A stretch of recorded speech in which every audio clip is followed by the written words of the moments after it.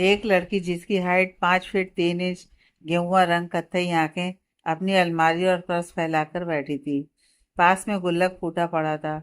सारे चिल्लर और नोट गिनने के बाद भी उसके पास मात्र 10,000 रुपए ही जमा हुए थे। वो परेशान थी कि अपने छोटे भाई की बीसीए की फीस कैसे जमा करेगी। इस लड़की का नाम है शिवानी शर्मा। इसकी माँ की मौत के बाद पिता ने दूसरी शादी कर ली। शुरुआत में अपने पिता की दूसरी पत्नी संगीता शर्मा से शिवानी और उसका छोटा भाई नितिन खुश थे, मगर कुछ ही महीनों बाद शिवानी की सौतेली माँ की असलियत उसके सामने आने लगी। उसकी सौतेली माँ संगीता अक्सर अपने भाइयों और जानने वालों को घर बुला लेती, खुद बैठी रहती, मगर शिवानी और उसके छोटे भाई नितिन से मेहमानों की आवभगत करवाती।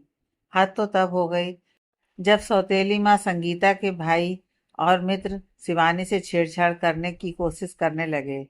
शिवानी जब अपने पिता रजनीश शर्मा से शिकायत करने गई थी, तो उससे पहले संगीता ने शिवानी के ऊपर उसके भाइयों के साथ अभद्रता का झूठा इल्जाम लगा दिया।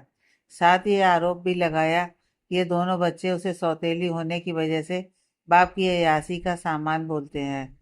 रजनीश जी ने संगीता की बात को तवज्जो देकर शिवानी को और नितिन को घर से जाने के लिए कह दिया। दोनों इस बात से वाकिफ हो चुके थे कि संगीता ना सिर्फ उन दोनों की पढ़ाई लिखाई बर्बाद कर देगी, बल्कि उनको कहीं का नहीं छोड़ेगी। पिता पर से भी उनका विश्वास जाता रहा। संगीता की मनमानी और रजनीश शर्मा का संगीता की तरफदारी करना दोनों भाई बहन को घर छोड़ने के लिए मजबूर कर गया। शिवानी ग्रेजुएशन पूरी कर चुकी थी और अब वो इकोनॉमिक्स में पत्राचार माध्यम से पोस्ट ग्रेजुएशन कर रही थी, और अपना और अपने भाई का खर्चा उठाने के लिए उसने कुछ ट्यूशन पकड़ लिए। नितिन, जो बीसीए की पढ़ाई कर रहा है, उसने भी एक कंप्यूटर इंस्टीट्यूट में पार्ट टाइम जॉब पकड़ ली। इस तरह दोनों भाई बहन किसी तरह अपने घर का किराया, राशन और पढ़ने के लिए फीस आदि की व्यवस्था कर ही पा रहे थे। लेकिन इस बीच नितिन के कॉलेज फीस ड्यू हो गई। दोनों की पूरे महीने की कमाई जोड़कर भी नितिन की फीस के पैसे जमा नहीं हो पा रहे थे। शिवानी परेशान थी कि क्या करे। वो ट्यूशन अपने किराए के घर में ही पढ़ाती थी, इसलिए उसे कम पैसे मिलते थे, जबकि कुछ लोगों ने उनके घर जाकर पढ़ाने के लिए ज़्यादा पैसे ऑफर किए थे। मगर शिवानी किसी के घर के अंदर नहीं जाती थी।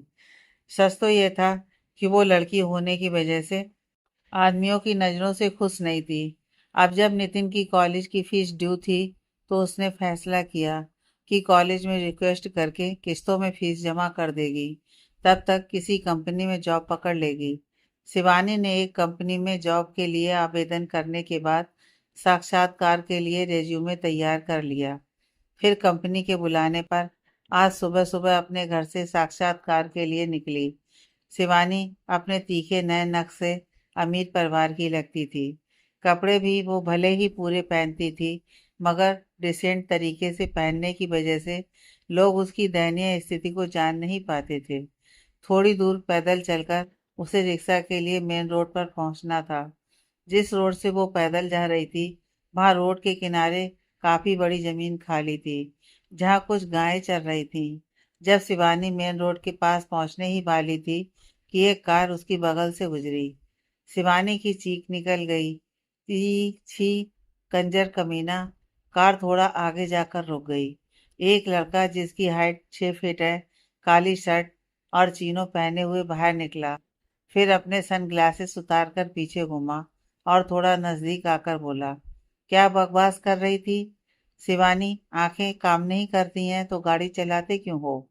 मेरी ड्रेस पर कीचड़ उछालकर खराब करके बोल रहे हो कि मैं बकवास कर रही हूँ? बदतमीजी की कोई हद है। फिर अपने घर की तरफ वापस घूम गई और जाते जाते चिढ़ते हुए दोबारा बोली, बदतमीज कहीं के। वो आदमी चिल्लाते हुए उसके पीछे दौड़ा। रुक जरा, क्या बोली? ठहर। शिवानी डर गई और इसी डर में पत्थर ढूंढने लगी, जो उसे नहीं मिला। उसने गाय का गोबर हाथ में उठा लिया और नजदीक पहुंच चुके आदमी पर हथेली भर गोबर फेंककर तेजी से भागी। जब तक वो आदमी अपने मुंह से गोबर साफ करता, शिवानी किसी गली में घुसकर गायब हो गई। वो आदमी गुस्से से बौखला चुका था। ड्राइवर पानी लेकर आया और उसका मुंह धुलवाने लगा। थोड़ी देर में कुछ गाड़ियां आकर वहां रुकी। कुछ लोग उसमें उतर कर आए और उस आदमी की हालत देख सब डर से पसीना पोंछ रहे थे। वो उन लोगों को देखकर चिल्लाया, मैं शिव मल्होत्रा यहाँ तबेले में गोदाउन बनाऊंगा जहाँ गाय से लेकर जाहिल लोग आसपास भटका करते हैं। सबकी हालत खराब थी। उसी समय शिव मल्होत्रा ने अपने असिस्टेंट नीरज पांडे से गुस्से में कहा, कार्डस कैंप से रिसेंट की रिकॉर्डिंग में एक लड़की होगी, उसकी फोटो का प्रिंट मुझे चाहिए, साथ ही उसकी पूरी डिटेल भी चाहिए। नीरज जी, आपके ऑफिस पहुंचने तक वो सब आपके टेबल पर होगा। शिव अपने मन में बोला, मैंने भी उस बदतमीज लड़की को नौकरानी बनाकर ना छोड़ा तो कहना। बहुत घमंड है अपने बाप के पैसे पर। शिव वहां से गुस्से में अपनी कार में बैठकर चला गया और बाकी सब भी जान की खैर मनाते लौट गए। शिवानी अपने घर वापस आई और कपड़े बदलकर वापस इंटरव्यू के लिए निकल गई और कुछ समय बाद एक कंपनी के सामने खड़ी थी। अंदर जाकर रिसेप्शन में एंट्री करवाकर अपनी बारी का इंतजार करने लगी। वो देर से आई थी, इसलिए उसका नंबर सबसे आखिर में था। सब लड़के लड़कियां एक एक कर बाहर आ रहे थे। उनके चेहरे से ऐसा लग रहा था कि वो सब सिलेक्ट हो चुके हैं। वहीं अपने कैमरे से शिवानी को देखने के बाद अंदर बैठे शख्स ने अपने असिस्टेंट को उसका इंटरव्यू लेने के लिए बोल दिया। असिस्टेंट ने शिवानी का इंटरव्यू ले लिया, रिजल्ट फोन पर बताने को कह दिया। शिवानी घर वापस आ गई। उसे इस नौकरी की बहुत ज़रूरत थी। वो अपनी जॉब के लिए भगवान से प्रार्थना कर रही थी। शाम को वो ट्यूशन पढ़ा रही थी। उसी समय उसका फ़ोन बजता है। वो फ़ोन उठाकर कहती है, हेलो। दूसरी तरफ से आवाज़ आती है, इज दिस शिवानी शर्मा? शिवानी हैरानी से, yes, I am Shivani Sharma. दूसरी तरफ से कहा गया, congratulations miss Shivani, you are selected. कल से आप मल्होत्रा ग्रुप ऑफ कंपनीज के ऑफिस आ सकती हैं। शिवानी खुश होकर, thank you so much sir, कल मैं निश्चित रूप से आ रही हूँ। Thank you so much sir. Shivani के चेहरे पर आई अचानक से खुशी को बच्चों ने भी महसूस किया और वे इस खुशी का कारण पूछने लगे तो शिवानी ने उन्हें बताया कि उसकी जॉब लगी है और सैलरी 80,000 प्लस मंथली होगी। बच्चों ने उदासी से पूछा, फिर आप हमें ट्यूशन नहीं पढ़ाओगी? शिवानी, ज्वाइन तो करने दो, फिर बताती हूँ कैसे मैनेज होगा। बच्चों के जाने के बाद नितिन भी घर आ गया। शिवानी ने उसे पूरी बात बता दी। नितिन भी खुश था कि अब उसकी सारी प्रॉब्लम खत्म। नितिन ने पूछा, वैसे दी, आप किस पोस्ट पर ज्वाइन कर रही हो? शिवानी, पर्सनल असिस्टेंट की। नितिन गंभीर होकर, लेकिन दी, क्या यह जॉब आपके लिए सेफ है? शिवानी, मतलब? नितिन, मतलब दी, आप अच्छे से समझ रही हो कि मैं क्या कह रहा हूँ, कि कहीं बॉस आपको परेशान ना करे। इससे पहले वो हमारे बाप की बीवी के मित्रों ने आपको कम सताया है क्या? शिवानी, इतनी बड़ी कंपनी का सीईओ मुझे क्यों परेशान करेगा? मैं अपने काम से काम रखूंगी। नितिन धीरे से, दी, आप समझ नहीं रही हो। शिवानी डिनर की तैयारी करने लगी तो नितिन भी पीछे से आकर हेल्प करने लगा। फिर नितिन ने कहा, दी, अगर आपको कोई परेशान करे तो आप मुझे बताना, मैं मुंह तोड़ दूंगा उसका। शिवानी खिलखिलाकर हंसते हुए, हाँ ठीक है। उसी समय उनकी खिड़की के बगल से कोई गाड़ी गुजरी जिसमें गाना बज रहा था। शिवानी की हंसी बंद नहीं हो रही थी, जबकि नितिन गुस्से में दरवाजा खोलकर बाहर आ गया, लेकिन गाड़ी तब तक जा चुकी थी। नितिन जोर से चिल्लाया, कौन है वे साले, गली में गाना बजा रहा है। शिवानी बोली, अब शांत हो जा मेरे छोटे से भाई, मेरी माँ की सूरत मत खराब कर। तो मैं अपनी माँ देखती हूँ। फिर दोनों रूठते मनाते डिनर बनाते हैं और फिर खाकर किचन का काम खत्म करके नई सुबह की आस में सो जाते हैं। अगली सुबह नितिन तैयार होकर घर की एक एक्स्ट्रा चाबी लेकर कॉलेज चला जाता है। शिवानी भी तैयार होकर घर लॉक करके ऑफिस निकल जाती है। मल्होत्रा ग्रुप ऑफ कंपनीज के ऑफिस पहुंच जाती है। एचआर डिपार्टमेंट उसे नीरज से मिलवाता है। नीरज शिवानी को अपॉइंटमेंट लेटर देने के साथ लीगल कॉन्ट्रैक्ट पेपर पर साइन करने को बोलता है। शिवानी उस पेपर को पढ़ती है जिसमें टर्म एंड कंडीशन लिखी हुई थी। उसके मुताबिक उसे कंपनी के सभी ऑर्डर फॉलो करने होंगे। साथ ही शिवानी 3 महीने से पहले अगर जॉब छोड़ती है तो उसे 1 करोड़ की पेनल्टी देनी पड़ेगी। शिवानी ने रिक्वेस्ट करते हुए कहा, सर, मैं ये अपॉइंटमेंट लेटर और कॉन्ट्रैक्ट पेपर पर तभी साइन करूंगी जब आप मुझे श्योर करें कि आप मुझे 6 बजे के बाद कंपनी में नहीं रोका जाएगा। नीरज मुस्कुराकर एक्सेप्ट कर लेता है। सच तो ये था कि नीरज को पता था कि शिव मल्होत्रा ने अपना हिसाब पूरा करने के लिए शिवानी को नौकरी दी है, लेकिन नीरज ने जब से शिवानी को देखा था वो खुद दिल हार बैठा था। आज उसने सोच लिया कि सीईओ शिव मल्होत्रा से उसे प्रोटेक्ट तो करेगा और शिवानी को अपनी जिंदगी में भी लेकर आएगा। नीरज पांडे खुद 5 फुट 8 इंच का हैंडसम और डैशिंग पर्सनालिटी का 25 साल का आदमी था। ये बात और है कि शिव मल्होत्रा के सामने वो थोड़ा पीछे हो जाता है। शिवानी को सीईओ के रूम में कॉपी के साथ रिपोर्ट करने को कहा गया। शिवानी को थोड़ा बुरा महसूस हुआ कि उसे ट्रेड लेकर रिपोर्ट करना है, लेकिन फिर उसने सोचा सैलरी अच्छी है और नितिन की फीस भी ड्यू है, तो वो अपनी भावनाएं साइड में रखकर कॉफी का ट्रे लेकर शिव मल्होत्रा के केबिन के डोर पर खड़ी होकर बोली, "मे आई कम इन सर?" शिव, यस। शिवानी ने अंदर जाकर गुड मॉर्निंग विश किया और सामने चेहरे पर नजर पड़ते ही वो उसे ध्यान से देखने लगी।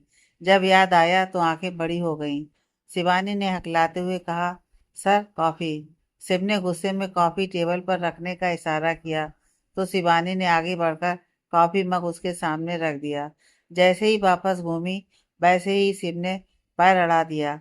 शिवानी का हाथ मग पर लगा, मग नीचे गिर गया। शिव तो बगल हो गया, लेकिन शिवानी नीचे गिर गई और मग के टुकड़ों पर उसका हाथ पड़ गया। शिवानी की दर्द से आ निकली। शिव ने उसे घूरते हुए कहा, "मिस, जो भी हो तुम, ये फटाफट क्लीन करो।" शिवानी के हाथ में चोट लग चुकी थी, मगर वो करती ही क्या। उसने टुकड़े उठाकर डस्टबिन में डाल दिए और फिर फर्श को भी साफ किया। उसकी आंखें बेइज्जती महसूस कर कर लाल हो चुकी थीं।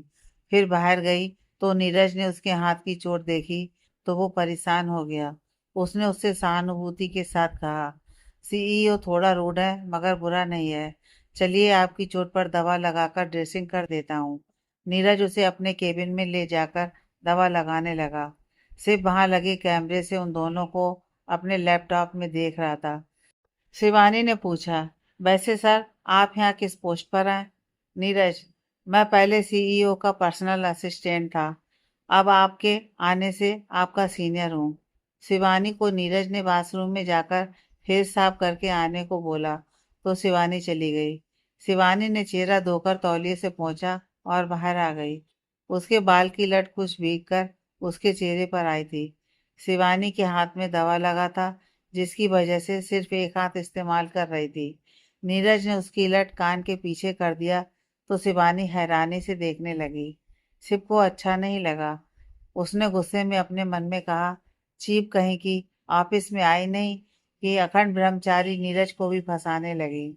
शिव ने नीरज को कॉल करके कहा, "वो जो नई लड़की आई है उसको बोलो मेरे केबिन में तुरंत आए।" नीरज ने शिवानी को सीईओ के केबिन में जाने को बोला। हालांकि शिवानी अब शिव मल्होत्रा के केबिन में जाना भी बर्दाश्त नहीं कर पा रही थी, मगर मजबूरी उसे वो सब करा रही थी जो उसका स्वभाव नहीं था। जब वो वापस शिव के केबिन में आई तो शिव ने उसे एक फाइल देते हुए कहा, "सुनो, जो भी हो तुम, इसे पढ़ो और शाम 6 बजे से पहले मुझे इस पर प्रेजेंटेशन रेडी चाहिए।" शिवानी फाइल लेकर बाहर जाने को हुई तो शिव ने कहा, "सुनो, मेरी पीए अपॉइंट हुई हो तो मेरे ही केबिन में बैठकर काम करो।" Shivani, "yes sir." शिव, "सुनो, जो भी हो तुम, मुझे मिस्टर मल्होत्रा भी कह सकती हो।" Shivani, "okay mister Malhotra." शिव अपनी चेयर पर बैठा शिवानी को घूरता रहा। शिवानी को पता था कि उसे घूरा जा रहा है, मगर उसने सिर्फ अपने काम पर फोकस किया। दोपहर के लंच ब्रेक तक उसने अपना प्रेजेंटेशन रेडी कर दिया और शिव के सामने अपना कंप्यूटर घुमा दिया। शिव ने कहा, "लंच के बाद देखूंगा।" शिव का खाना वहीं आ चुका था, जबकि शिवानी वहां से निकलकर अपने बैग के पास गई और अपना टिफिन बैग में से निकालने लगी। नीरज ने उसे कैंटीन में खाने के लिए ऑफर किया तो शिवानी ने नीरज के साथ जाने को मना कर दिया, यह कहकर कि वो बाहर का कुछ नहीं खाती। शिव अपने लैपटॉप में उन दोनों को बात करता देखकर चिढ़ रहा था। जब शिवानी ने कैंटीन जाने से मना कर दिया तो नीरज भी उसके साथ बैठ गया और बोला, चलो मैं भी तुम्हारे टिफिन से ही आज खाऊंगा। शिवानी, अरे नहीं, आपको आपकी मम्मी ने नहीं बताया दूसरों का खाना नहीं खाना चाहिए, उसमें जादू टोना या जहर हो सकता है। नीरज, अब तो जरूर खाऊंगा, और वो भी तुम्हारा टिफिन। शिवानी मन महसूस कर रह गई। नीरज उसके टिफिन में से आलू का पराठा खा रहा था। थोड़ा सा पराठा शिवानी के लिए बचाकर नीरज ने कहा, आलू का पराठा बहुत टेस्टी है, मुझे और खाने का मन है, पर तुम्हारे लिए छोड़ दिया है। शिवानी को गुस्सा आ रहा था, बेचारी कैंटीन में पैसे ना खर्च करने पड़े, इसलिए तो टिफिन लाई थी। अब उसने बनावटी मुस्कान के साथ कहा, सर आप पूरा खा लो, मुझे जूठा खाने की आदत नहीं है। शिव उसकी बेचारगी को देख हंस पड़ा। लंच ब्रेक के बाद शिव ने प्रेजेंटेशन चेक किया। ये एक बेहतरीन प्रेजेंटेशन थी। अब उसने शिवानी को अपने साथ चलने को कहा। शिवानी उसके पीछे कॉन्फ्रेंस रूम में आई तो शिव ने उसे प्रेजेंटेशन देने को कहा। शिवानी का भूख से बुरा हाल था, मगर फिर भी उसने बोलना शुरू कर दिया था। शिव थोड़ी देर के लिए भूल गया कि वो उसको सबक सिखाने लाया था। प्रेजेंटेशन ओवर होने के बाद शिव होश में आया। शिव, कल की मीटिंग में आप चल रही हैं मेरे साथ। Shivani, okay mister Malhotra. वहां से बाहर निकलने के बाद शिव ने कहा, सुनो, तुम जो भी हो, अपना बैग पर्स के बहाने कल से केबिन के बाहर मत जाना। शिवानी को गुस्सा तो बहुत आ रहा था। शाम के समय जब शिवानी घर जाने को हुई तो नीरज अपनी कार लेकर उसके सामने आ गया। नीरज, हे शिवानी, चलो घर ड्रॉप कर देता हूँ। शिवानी ने उसे अपने मन में भुक्कड़ कहा। फिर सामने से उसने कहा, नहीं सर, मैं ऑटो से चली जाऊंगी, फिर मुझे कुछ सब्जी खरीदनी है, तो आप कहाँ परेशान होंगे। सिर्फ वहाँ पीट करके खड़ा था और उन्हें सुन रहा था। उसी समय नीरज ने कहा, शिवानी मुझे नीरज कहो, सर तो बूढ़े लोग होते हैं। शिवानी, अच्छा सर नहीं तो मिस्टर पांडे चलेगा। नीरज, केवल नीरज प्लीज। शिवानी ने ऑटो लिया और वहां से निकल गई।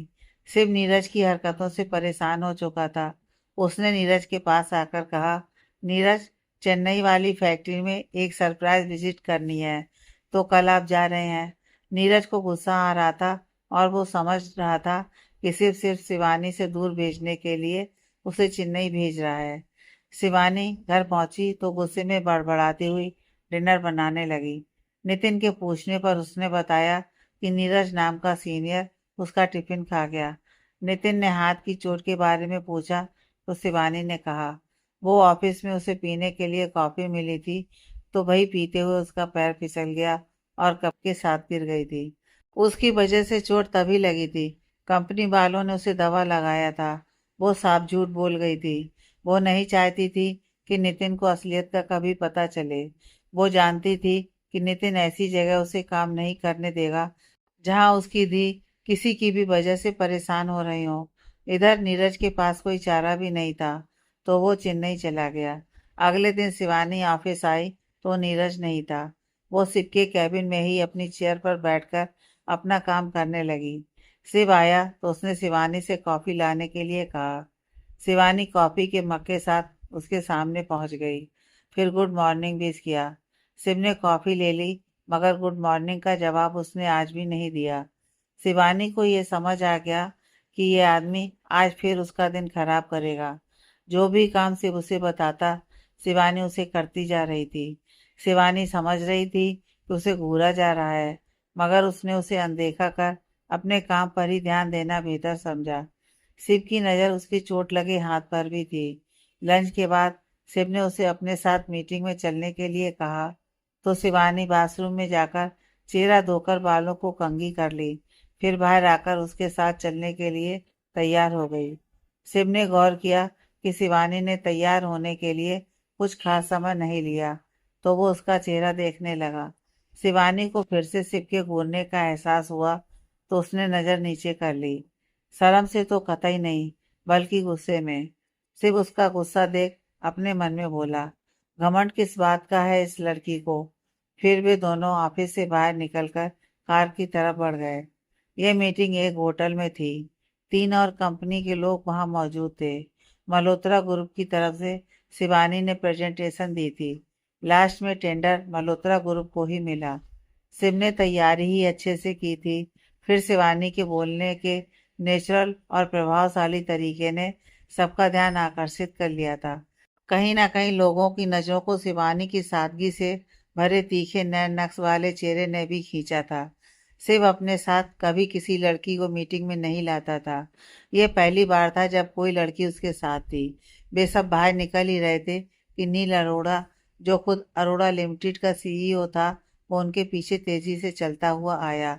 नील एक ऐसा शख्स था जिसकी कमजोरी खूबसूरत लड़कियां थीं। नील अरोड़ा ने शिव को कांग्रेस कहकर हाथ मिलाया। तब तक नील की पीए उसके पीछे वहां आ गई।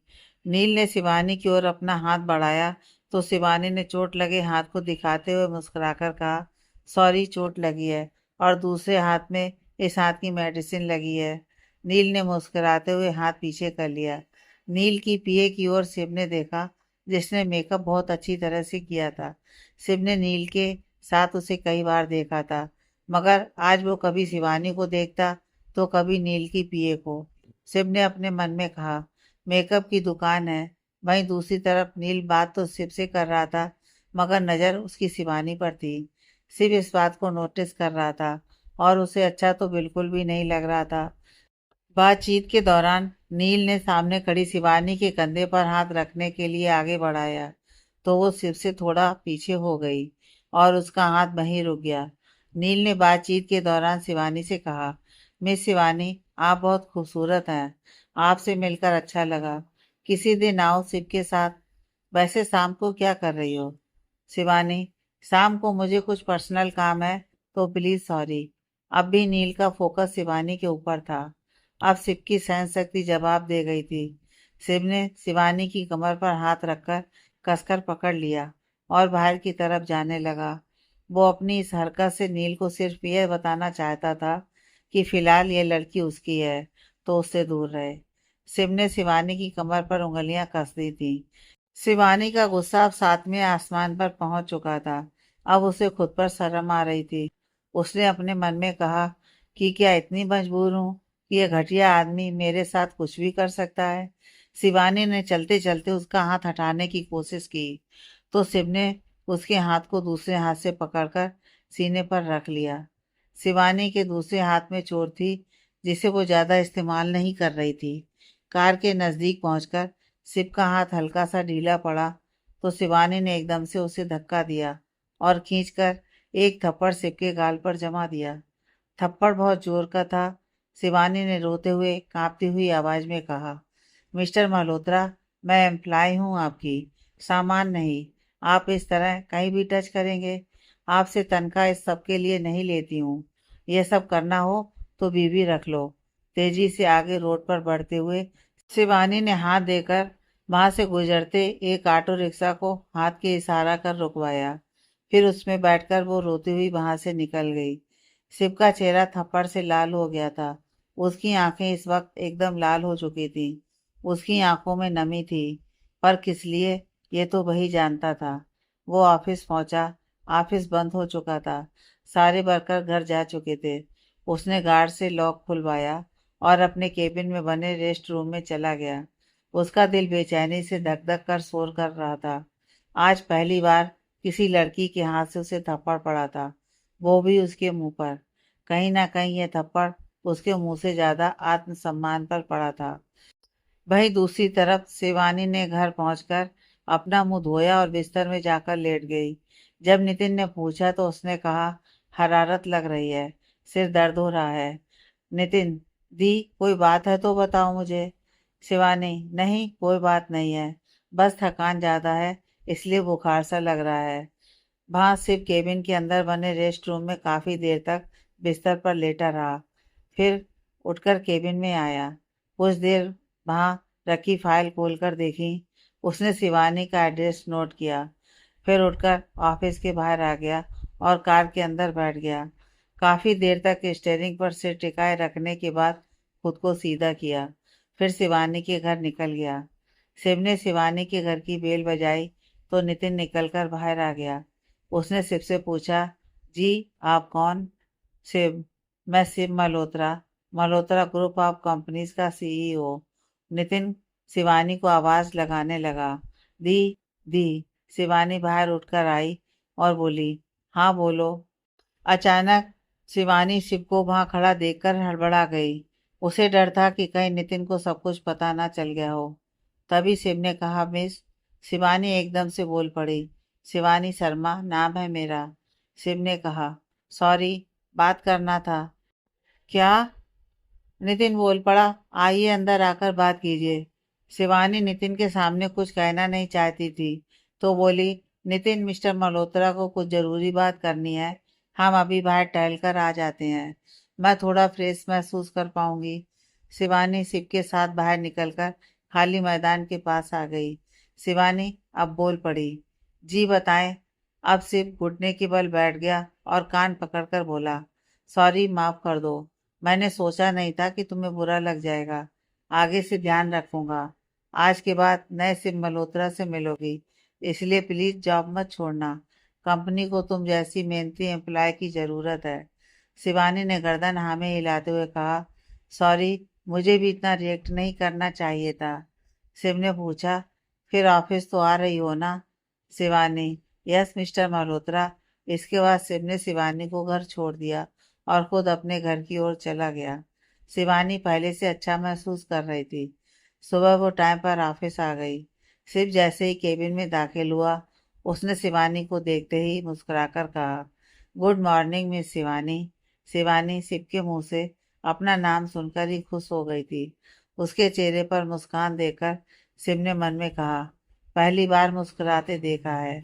बहुत खूबसूरत है, और इसमें कोई शक नहीं कि तुम बहुत खूबसूरत हो। शिव अब उसे बेरुखी से बात करने के बजाय नरमी से बात कर रहा था, और ये बात ऑफिस में हर इंसान ने नोटिस किया था, क्योंकि नरमी से बात करना उसके स्वभाव में ही नहीं था। उसके ऑफिस ही नहीं, बल्कि बिजनेस की दुनिया में भी लोगों ने जाने कितने ही नामों से नवाजा था। कुछ उसे क्रूर सिंह कहते तो कुछ जल्लाद कहते थे। शिवानी शिव के बदले बर्ताव को लेकर बहुत खुश थी।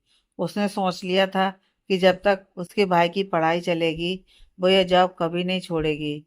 शिव अब उसके साथ अपना खाना भी शेयर कर रहा था और उसके टिफिन से खाना खा भी रहा था।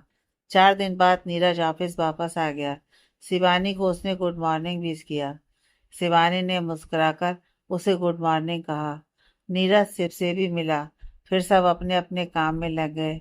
नीरज ने भी शिव का बदला हुआ बर्ताव देखा तो उसे अजीब सा लगा। नीरज के पिता पहले शिव के पिता के ड्राइवर थे।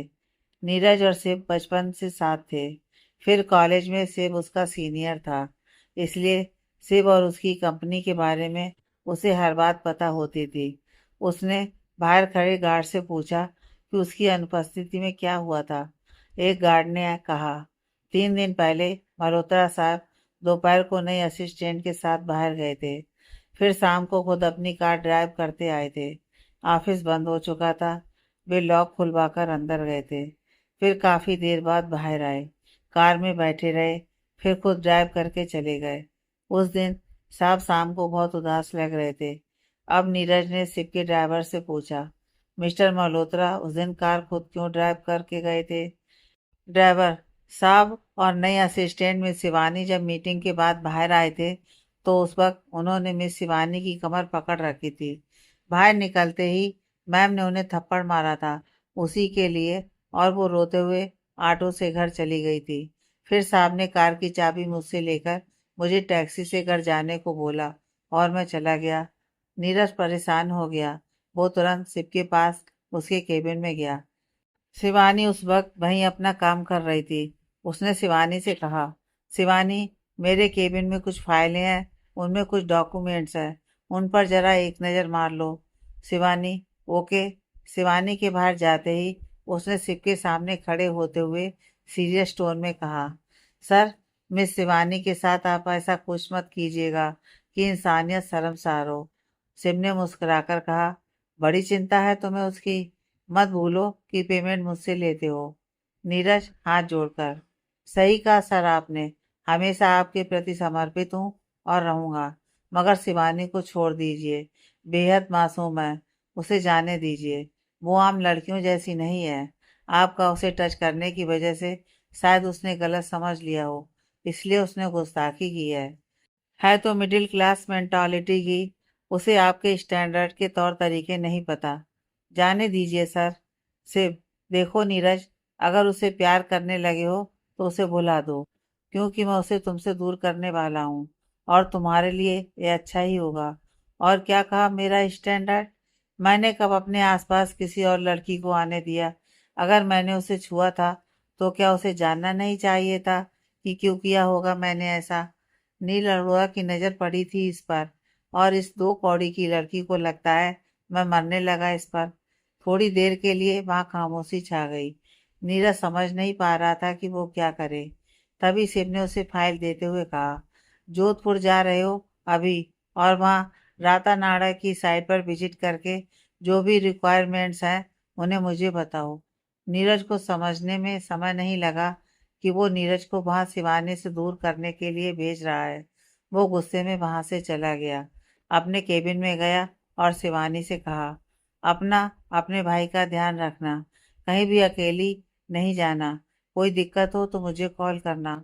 मैं जोधपुर जा रहा हूँ, जल्दी आऊँगा। शिवानी हंसते हुए, आप परेशान क्यों हो रहे हैं? और मेरे भाई और मेरे लिए इतना सोचने के लिए शुक्रिया।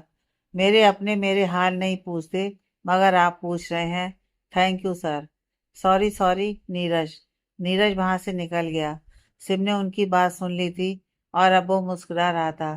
शाम को शिवानी घर पहुंचकर नहाकर वो अभी नितिन के साथ चाय पीने बैठी ही थी कि उसके घर की डोरबेल बजी। नितिन ने उठकर दरवाजा खोला तो देखा सामने मकान मालिक खड़ा है। नितिन ने अंदर आने को कहा। मकान मालिक सुजीत बंसल अंदर आ गया और चेयर पर बैठने को कहा तो उसने मना कर दिया। सुजीत, देखो नितिन, मैं ये बोलने आया हूँ कि 2 दिन में मेरा मकान खाली कर दो। नितिन, अंकल, मगर आपको किराया तो हम टाइम पर दे रहे हैं फिर। सुजीत, बात किराए की नहीं है, मैंने यह मकान बेच दिया है। खरीदार 2 दिन बाद इस मकान में आ जाएगा। मैं आपको 2 दिन का वक्त दे रहा हूँ। शिवानी, मगर अंकल, अभी महीने के बीच में हमें कौन मकान देगा? और ऐसे महीने के बीच में तो मत खाली कराइए। हम कहाँ जाएंगे? सुजीत, कहाँ जाओगे ये आपकी समस्या है। मुझे इस मकान के पूरे 80 लाख मिले हैं। अगर तुम 85 दे दो तो मैं उस खरीदार के पैसे वापस कर दूंगा और कल ये मकान उसके नाम ना करके तुम्हारे नाम कर दूंगा। शिवानी, अंकल, मगर हम इतना पैसा कहाँ से लाएंगे?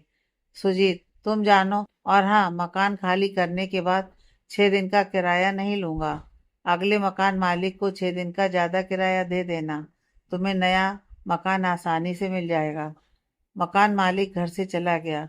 शिवानी और नितिन दोनों परेशान होकर सिर पकड़कर बैठ गए।